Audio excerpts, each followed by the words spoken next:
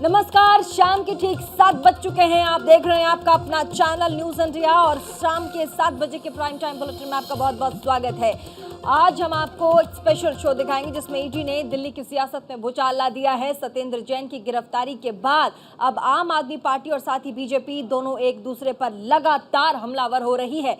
बुधवार को बीजेपी की ओर से केंद्रीय मंत्री स्मृति ईरानी ने केजरीवाल से 10 सवाल पूछे थे। गुरुवार को केजरीवाल ने आरोप लगाया कि सत्येंद्र जैन के बाद बीजेपी अब दिल्ली के उप मुख्यमंत्री मनीष सिसोदिया को गिरफ्तार करने का प्लान बना रही है।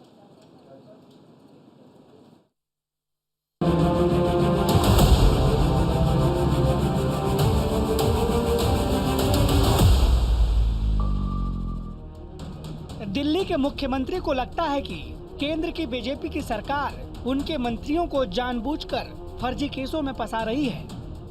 उनके मंत्री तो पद्म विभूषण पाने लायक हैं।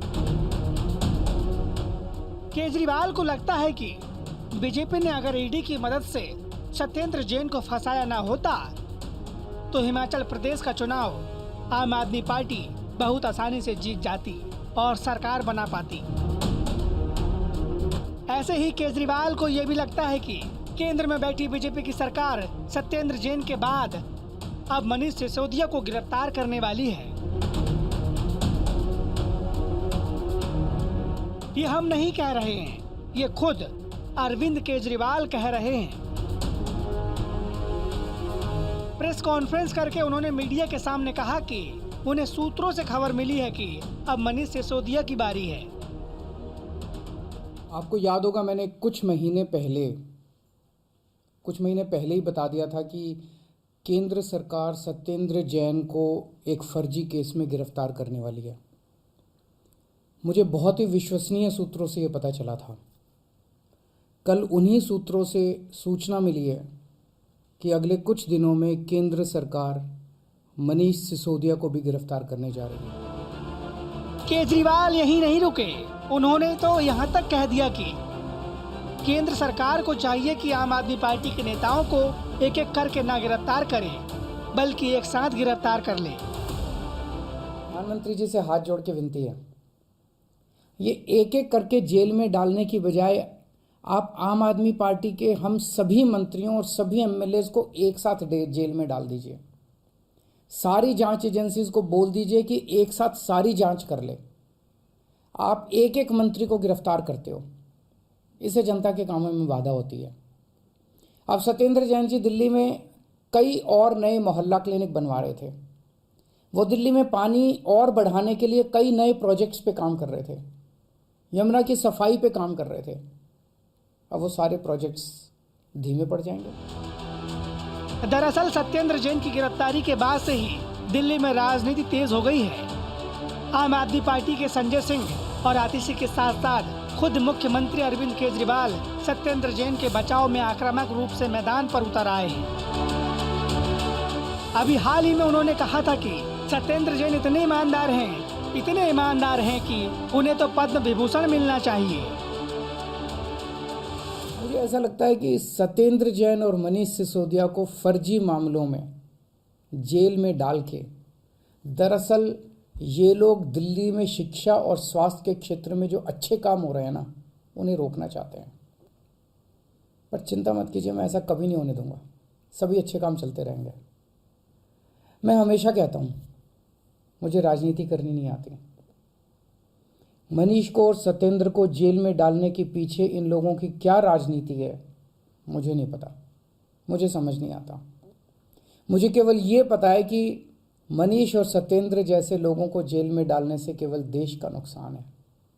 अगर मनीष और सत्येंद्र भ्रष्ट हैं तो फिर ईमानदार कौन है? उधर सत्येंद्र जैन के बचाव में अखाड़े में उतरे आम आदमी पार्टी के नेता संजय सिंह तो बेहद आक्रामक नजर आए। संजय सिंह ने यहाँ तक कह दिया कि लग रहा है ईडी जैसी एजेंसियां बीजेपी के दफ्तर में चल रही हैं। ईडी का दफ्तर भारतीय जनता पार्टी के दफ्तर से चल रहा है। जो मामला न्यायालय में है, जो साक्ष्य और बातें न्यायालय के सामने रखनी चाहिए, वो भारतीय जनता पार्टी के दफ्तर में रखी जा रही है। और बड़ी अजीब बात है मंत्री जी कह रही हैं कि 2016 में सत्येंद्र जैन ने एडमिट किया और वो केस हाई कोर्ट ने डिसमिस कर दिया। तो जब एडमिट किया तो डिसमिस क्यों किया? उधर बीजेपी ने भी केजरीवाल को घेरने के लिए बुधवार को केंद्रीय मंत्री स्मृति ईरानी को मैदान पर उतार दिया। स्मृति ईरानी ने केजरीवाल से 10 सवाल पूछते हुए सवाल किया कि सत्येंद्र जैन अभी तक मंत्रिमंडल में क्यों हैं? जिस सत्येंद्र जैन ने स्वयं स्वीकार किया कि 16 करोड़ 39 लाख मनी लॉन्ड्रिंग हवाला ऑपरेटर्स के माध्यम से की गई उन कंपनीज में जिनमें सत्येंद्र जैन और उनके परिवार की भागीदारी है, केजरीवाल जी, क्या वो व्यक्ति आज भी आप द्वारा संचालित सरकार का मंत्री बना रहना चाहिए? बहरहाल ये आक्रामक आरोप प्रत्यारोप देखकर लगता है कि सत्येंद्र की गिरफ्तारी का मामला लंबा खिंचने वाला है। आम आदमी पार्टी सत्येंद्र जैन की गिरफ्तारी को हिमाचल चुनाव से जोड़कर देख रही है। आपको बता दें कि हिमाचल प्रदेश में चुनाव होने हैं। सत्येंद्र जैन को आम आदमी पार्टी ने हिमाचल का प्रभारी बनाया था। सत्येंद्र जैन ही पंजाब के प्रभारी थे, जहां आम आदमी पार्टी को प्रचंड बहुमत से जीत हासिल हुई थी। Bureau report, news India.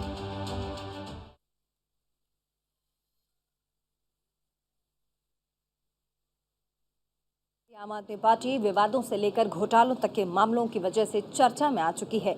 आम आदमी पार्टी के अब तक 4 मंत्रियों को गिरफ्तार किया गया। इनमें से 2 मंत्री तो रिश्वत लेने के मामले में धरे गए हैं, जबकि 1 मंत्री को फर्जी डिग्री के मामले में अरेस्ट कर लिया गया था। तो वहीं सत्येंद्र जैन की अगर बात करें तो सत्येंद्र जैन चौथे मंत्री हैं जिन्हें प्रवर्तन निदेशालय यानी कि ईडी ने मनी लॉन्ड्रिंग के मामले में गिरफ्तार किया है। अब इसके अलावा आम आदमी पार्टी के विधायक भी कई मामलों में विवादों में आए और जेल भेजे गए। देखिए हमारी इस पर एक खास रिपोर्ट।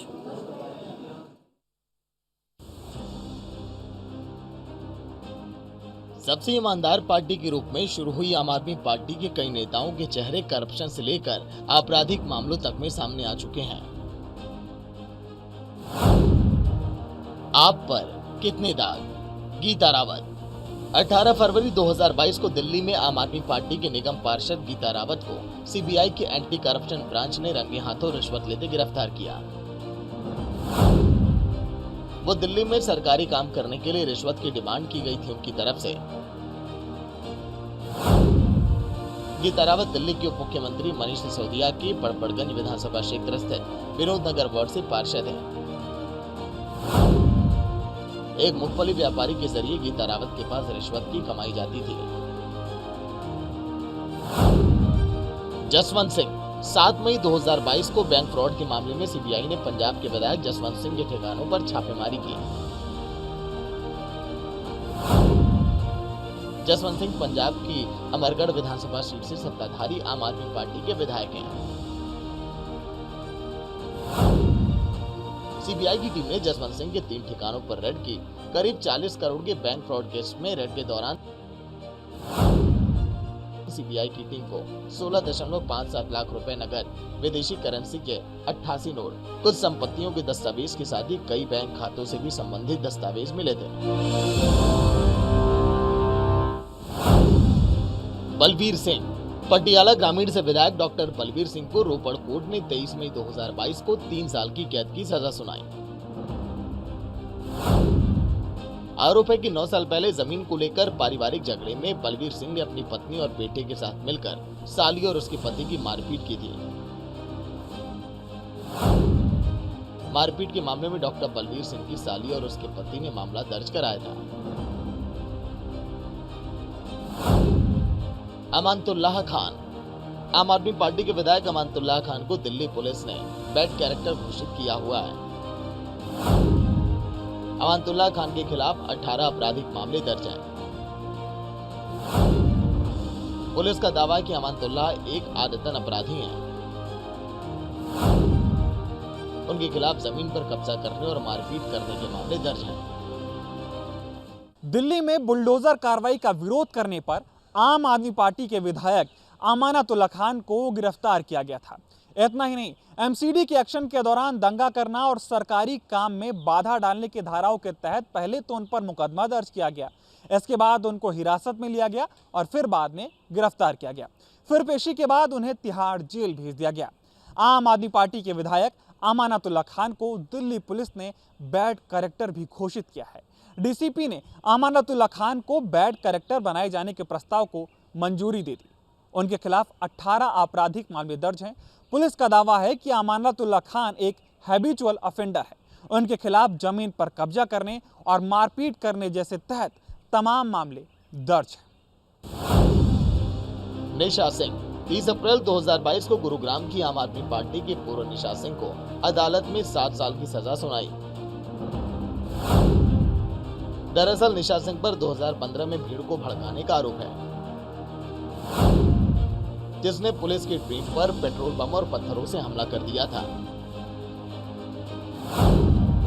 संदीप कुमार आम आदमी पार्टी में मंत्री रहे संदीप कुमार 2016 में राशन कार्ड बनवाने के बहाने महिला से रेप केस में फंस चुके हैं। इस मामले में उनको जेल भी जाना पड़ा था। इस घटना की एक सीडी भी सामने आई थी। पीड़ित की शिकायत पर पुलिस ने केस दर्ज किया था। संदीप कुमार 2015 में दिल्ली की सुल्तानपुर माजरा विधानसभा सीट से जीतकर विधायक बने।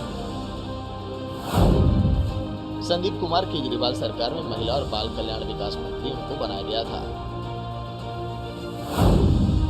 ताहिर हुसैन आम आदमी पार्टी के पूर्व पार्षद ताहिर हुसैन को कोर्ट ने दिल्ली में फरवरी 2020 में हुए दंगों का आरोपी बनाया है।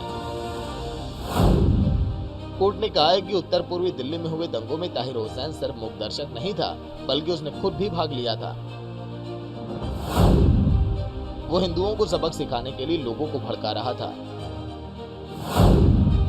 ताहिर हुसैन 2017 के एमसीडी चुनाव में आम आदमी पार्टी के टिकट पर जीता था।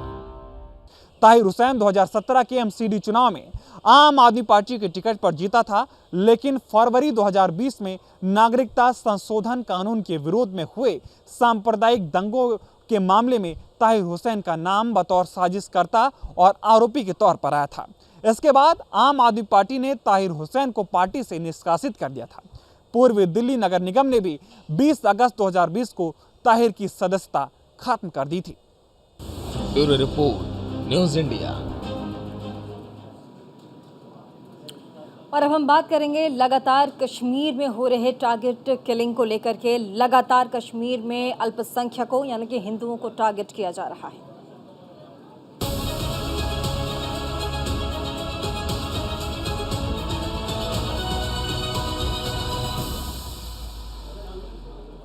और कश्मीर में अब हालात दिन ब दिन बदतर होते जा रहे हैं, क्योंकि कश्मीर में लगातार अल्पसंख्यक यानी कि हिंदुओं को टारगेट किया जा रहा है। कश्मीर में आतंकियों ने फिर से एक बड़ी वारदात को अंजाम दिया है और टारगेट किलिंग करते हुए आतंकियों ने कुलगाम में बैंक के अंदर घुसकर बैंक मैनेजर विजय कुमार की हत्या भी कर दी।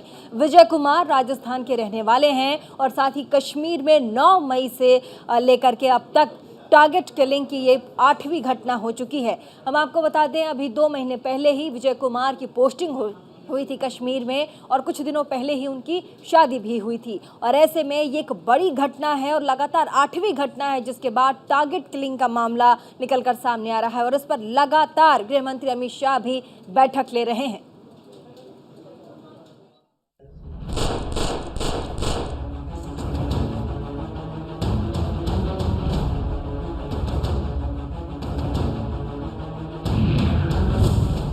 कश्मीर के कुलगाम में एक और टारगेट किलिंग।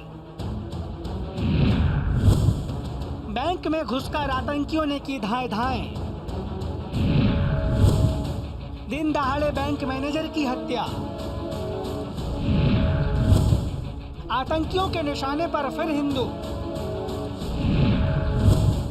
कश्मीरी हिंदुओं में डर का माहौल। जम्मू कश्मीर में टारगेट किलिंग के मामले थमने का नाम नहीं ले रहे हैं। यहां आतंकी लगातार हिंदुओं को निशाना बना रहे हैं। गुरुवार को आतंकियों ने कुलगाम में बैंक में घुसकर बैंक मैनेजर विजय कुमार को गोली मार दी। आनन फानन में उन्हें अस्पताल ले जाया गया, लेकिन इलाज के दौरान उनकी मौत हो गई। विजय कुमार राजस्थान के हनुमानगढ़ के रहने वाले थे। 9 मई से लेकर अब तक टारगेट किलिंग की 8वीं घटना है।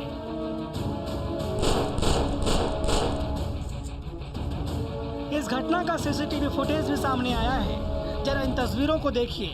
बैंक मैनेजर विजय कुमार अपनी सीट पर बैठकर मोबाइल पर देख रहे थे कि तभी मुंह पर मास्क लगाए एक शख्स उनके सामने आता है और गोली मारकर निकल जाता है। ये घटना 2 जून की सुबह 10:51 की है। कश्मीर पुलिस ने ट्वीट करके इस घटना की जानकारी दी। कश्मीर पुलिस के ऑफिशियल हैंडल से किए गए ट्वीट में लिखा गया कि आतंकवादियों ने विजय कुमार नाम के बैंक कर्मचारी पर फायरिंग कर दी और बाद में अस्पताल में उनकी मौत हो गई। पूरे इलाके में खोजी अभियान जारी है। आपको बता दें कि 31 मई को कुलगाम में ही हिंदू टीचर रजनीवाला की आतंकियों ने टारगेट किलिंग की थी। गुरुवार को कश्मीर के हिंदू कर्मचारी विरोध प्रदर्शन कर रहे थे, तभी एक और हिंदू कर्मचारी की हत्या हो गई। इस हत्या से गुस्साए कश्मीरी हिंदू कर्मचारियों ने वहां से तुरंत सुरक्षित जगह ट्रांसफर करने की मांग की। एक ही डिमांड है, हमें होम डिस्ट्रिक्ट में ट्रांसफर कर दिया जाए और बाद में जब पीसफुल हो जाएगा देख लेंगे। अगर गवर्नमेंट पॉलिसी बनाएगी हमें जहाँ लाने की ट्रांसफर पॉलिसी में हमें रखेंगे, हम जॉब करेंगे। तब तक हम कश्मीर में नहीं जाएंगे जब तक हमारी इस डिमांड को मानेगी नहीं। हालांकि जम्मू कश्मीर में टारगेट किलिंग के बीच प्रशासन ने बड़ा फैसला लेते हुए हिंदू सरकारी अधिकारियों को ट्रांसफर करने का फैसला किया है। जो भी कर्मचारी दूर दराज इलाकों में काम कर रहे हैं उन्हें कश्मीर के जिला मुख्यालय लाने की तैयारी है। उपराज्यपाल मनोज सिन्हा ने 6 जून तक ऐसे सभी हिंदू कर्मचारियों को तबादला कर देने का आदेश दिया है। लेकिन कश्मीर में तैनात हिंदू कर्मचारी किसी भी सूरत में कश्मीर में नहीं रहना चाहते। वो चाहते हैं कि उनका तबादला कश्मीर से बाहर किया जाए।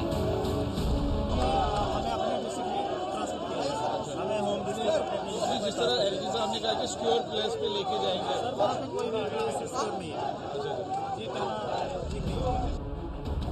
बैंक मैनेजर विजय कुमार की हत्या के बाद जम्मू कश्मीर में भारतीय जनता पार्टी के अध्यक्ष रविंद्र रैना इस तरह के टारगेट किलिंग को पाकिस्तान की साजिश बता रहे हैं। एक कश्मीरी पंडित हो, चाहे जम्मू के डोगरे सरकारी मुलाजिम जो कश्मीर घाटी में अपनी सेवाएं दे रहे हैं, या जम्मू कश्मीर के बाहर के लोग जो यहां बिजनेस कर रहे हैं, जो यहां मजदूरी कर रहे हो, या अलग अलग विभागों में केंद्र सरकार के डिपार्टमेंटों में यहां नौकरी पेशा हो, उनको भी निशाना बनाकर डर और खौफ का एक माहौल बनाने की कोशिश पाकिस्तान द्वारा की जा रही है। रविंद्र रैना ने यह तो कहा कि पाकिस्तान को सबक सिखाया जाएगा, लेकिन यह काम कब किया जाएगा नहीं बताया। पाकिस्तान को इस जघन्य अपराध की, इस महापाप की भारी कीमत चुकानी पड़ेगी। इन आतंकवादियों का सफाया करेंगे। जमीन के पाताल से भी ढूंढ ढूंढ कर इन कायर पाकिस्तानी दरिंदे, दहशतगर्द कायर आतंकवादियों को जमीन के पाताल से भी निकाल कर इनको मौत के घाट उतारेंगे और इनको इनके पापों की सजा जो इनको मिलनी चाहिए वो जरूर देंगे। उधर पेशे से फिल्मकार और कश्मीरी पंडित अशोक पंडित ने टारगेट किलिंग पर सरकार को घेरा। उन्होंने कहा कि सरकार कश्मीर में हिंदुओं की पोस्टिंग करके उन्हें आतंकियों के चारे की तरह इस्तेमाल कर रही है। कश्मीरी पंडित सड़कों पे चिल्ला रहे हैं, चीख रहे हैं कि हमें रिलोकेट करिए, और जितने भी माइनॉरिटी कम्युनिटी के लोग हैं वहाँ कश्मीर में उनको रिलोकेट करिए जम्मू में और जम्मू के बाहर। लेकिन सुना नहीं जा रहा है हमारे चीख को, हमारे पुकारों को, हमारे चिल्लाने को, और टाइम ज़ाया किया जा रहा है।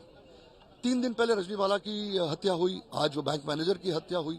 ये हर 3 दिन में ये जताएंगे कि ये हालत यहाँ की ठीक नहीं है, और हमारी सरकार ये जताने पे तुली हुई है कि जितने भी कश्मीर की हालात ठीक है, और बलि जो है वो माइनॉरिटी कम्युनिटी के लोग वहाँ पर चढ़ रहे हैं, कश्मीरी हिंदू चढ़ रहे हैं, और दूसरे जो माइनॉरिटी कम्युनिटी के लोग हैं वो चढ़ रहे हैं, और हर तीसरे चौथे दिन जो एक मौत हो रही है। तो मैं आपके द्वारा अपील करना चाहता हूँ हमारे प्रधानमंत्री जी को, हमारे होम मिनिस्टर अमित शाह जी को, कि प्लीज़ जल्द से जल्द 24 घंटे के अंदर सारे कश्मीरी पंडितों को और माइनॉरिटी कम्युनिटी के जो बाकी लोग हैं, देश के बाहर के जो लोग काम, राजस्थानी बैंक मैनेजर था जिसको मारा, आज क्या कसूर था उसका, क्या गलतियां की, रजनीवाला की क्या गलती थी? तो टीचर थी, पढ़ा रही थी। राहुल भट्ट की क्या गलती थी? वो तो एक ऑर्डिनरी गवर्नमेंट ऑफिसर था वो। तो ये जो मौतें हैं, हम लोग को बलि का बकरा चढ़ाया जा रहा है, और इससे बड़ी लानत और इससे बड़ी ट्रेजेडी कुछ नहीं हो सकती। आपको बता दें कि धारा 370 हटने के बाद जब कश्मीर का माहौल थोड़ा सुधरने लगा और कश्मीर में हिंदू कर्मचारियों के तबादले होने लगे, तो बौखलाए आतंकियों ने टारगेट किलिंग का रास्ता अख्तियार किया। इसी क्रम में 31 मई 2022 को कुलगाम के गोपालपोरा में आतंकियों ने हिंदू टीचर को गोली मारकर हत्या कर दी। 25 मई 2022 को कश्मीरी टीवी आर्टिस्ट अमीरा भट्ट को गोली मारकर हत्या कर दी। 24 मई 2022 को आतंकियों ने पुलिसकर्मी की गोली मारकर हत्या कर दी। इस हमले में 7 साल की बच्ची भी जख्मी हो गई। 17 मई 2022 को बारामूला में आतंकियों ने वाइन शॉप पर ग्रेनेड फेंका। इस हमले में रंजीत सिंह नाम के शख्स की मौत हो गई। हादसे में 3 लोग जख्मी हो गए। 12 मई 2022 को कश्मीरी पंडित राहुल भट्ट की बडगाम में गोली मारकर हत्या कर दी। आतंकियों ने उनके ऑफिस में घुसकर फायरिंग की। 22 मई 2022 को पुलवामा में पुलिसकर्मी रियाज अहमद ठाकुर की गोली मारकर हत्या कर दी गई। 9 मई 2022 शोपियां में आतंकियों की फायरिंग में एक नागरिक की मौत हो गई। एक जवान समेत 2 लोग घायल हुए थे। 2 मार्च 2022 आतंकियों ने कुलगाम के संधू में पंचायत के सदस्य की गोली मारकर हत्या कर दी। आम लोगों और खासकर कश्मीरी हिंदुओं के बीच आतंक का माहौल बनाने के लिए आतंकियों ने अब बिना किसी मकसद के किसी हत्या के कर देने की प्लानिंग बनाई है। इसी क्रम में आतंकी अब सरपंच और मजदूरों को भी अपनी गोली का निशाना बना रहे हैं। पूरी कोशिश की जा रही है कि घाटी का माहौल खराब किया जाए, लेकिन ऑपरेशन ऑल आउट के जरिए आतंकियों को लगातार मुंहतोड़ जवाब दिया जा रहा है। इस साल मई महीने तक ही कई आतंकियों को मौत के घाट उतार दिया गया है। Bureau report, news India.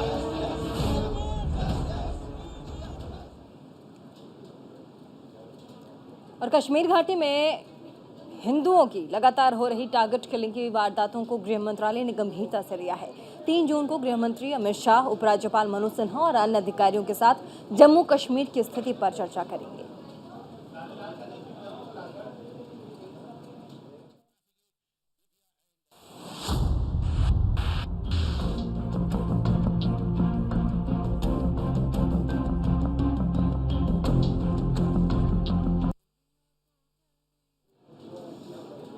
और देखिए अमित शाह की आज ताबड़तोड़ मीटिंग चली है, जिसमें जम्मू कश्मीर के उपराज्यपाल भी मौजूद रहे और कैसे टारगेट किलिंग वहां हो रही है और उस पर कैसे काबू पाया जाए और उस पर लगातार बातचीत चल रही है।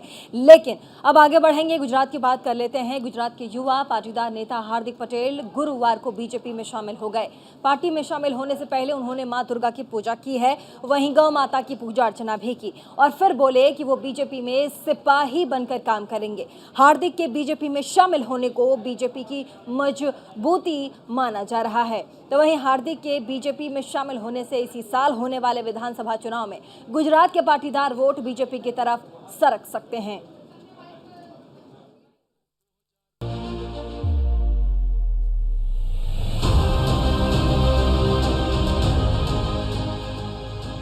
इन तस्वीरों के साकार होने के कयास उसी दिन से लगाए जाने लगे थे जिस दिन हार्दिक पटेल ने बीजेपी की भाषा बोलते हुए कांग्रेस से अपने इस्तीफे का ट्वीट किया था।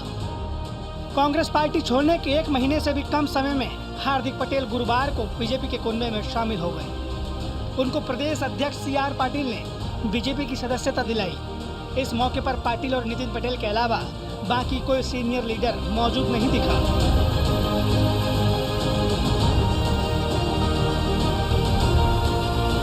बीजेपी की सदस्यता लेने से पहले हार्दिक पटेल ने विधिवत पूजा की, गौ पूजा भी की और फिर बोले कि वो बीजेपी के सैनिक की तरह काम करेंगे।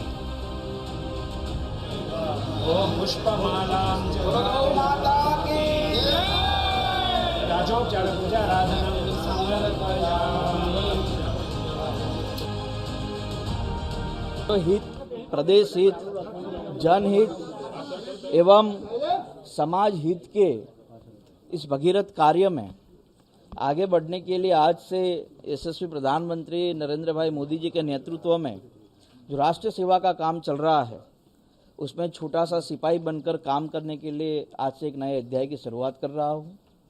मुझे भरोसा है कि राम सेतु के इस कार्य में या जनहित के इस कार्य में या राष्ट्र हित के इस कार्य में जितनी भी मेरी जिम्मेवारी होगी, मेरी जितनी जिम्मेवारी तय की जाएगी, उस हिसाब से माँ भारती की सेवा में, सरदार और गांधी के इस गुजरात की सेवा में और जिन समाज ने हमें इतना बड़ा बनाया है उनकी सेवा में ज़्यादा से ज़्यादा मेहनत करने का प्रयास करेंगे। ये वही हार्दिक पटेल है जिन्होंने कभी कहा था कि उन्हें प्रधानमंत्री चाहिए, चौकीदार नहीं। इतना ही नहीं, बीजेपी की नीतियों के खिलाफ हार्दिक ने एक बार अपना सिर भी मुंडवाया था। वही हार्दिक पटेल अब मंच पर बीजेपी का अंग वस्त्र पहनकर फूले नहीं समा रहे थे। कह रहे हैं कि वो काम करने के लिए आए हैं, पद के लिए नहीं। हम पहले ऐसा राजनेता होंगे कि जहां से हमने जिस पार्टी को छोड़ा है वहां भी वर्क मांगते हुए हमने पार्टी छोड़ा है। भारतीय जनता पार्टी का जब दोपहर 12 बजे के बाद हिस्सा बनेंगे, वहाँ भी काम करने की परिभाषा के साथ जुड़ रहे हैं। और मुझे निश्चित रूप से ये सौभाग्य मिलेगा कि जब पूरा गांव किसी हवन में ओम के नाद से जब स्वाहा करता हो तो कहीं ना कहीं हमें उस स्वाहा में बैठना चाहिए। और मुझे भी ये लगता है कि देश हित में जब सब लोग साथ मिलकर भारतीय जनता पार्टी के साथ या नरेंद्र भाई मोदी जी के नेतृत्व में जुड़ रहे हैं।